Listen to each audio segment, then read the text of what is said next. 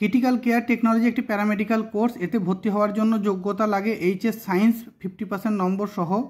এটাও 3 প্রকারের হয়, ডিপ্লোমা, গ্র্যাজুয়েশন ডিগ্রি আর মাস্টার ডিগ্রি।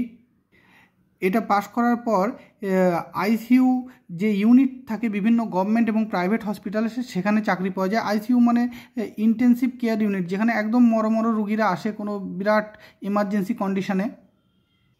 তবে প্রাইভেট হসপিটালগুলোতে কাজ জানা মানুষেরা আজকাল, মানে ডিগ্রিহীন কাজ জানা মানুষেরা আজকাল কাজ করছে, তাই পড়াশোনা করে পাশ করা ছেলেরাদের কাজ পেতে অসুবিধা হচ্ছে এবং তাদের কাজ পেলেও তারা স্যালারিটা ভালো পাচ্ছে না।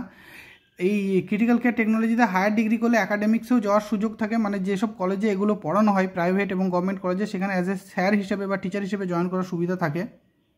আমার মতে ক্রিটিক্যাল কেয়ার টেকনোলজির সঙ্গে সবথেকে বেস্ট কম্বিনেশন কোর্স হচ্ছে জিএনএম নার্সিং, কারণ নার্সরাও ক্রিটিক্যাল কেয়ার ইউনিটে থাকে, আবার ক্রিটিক্যাল কেয়ার টেকনোলজিস্টরাও ক্রিটিক্যাল কেয়ার ইউনিটে থাকে।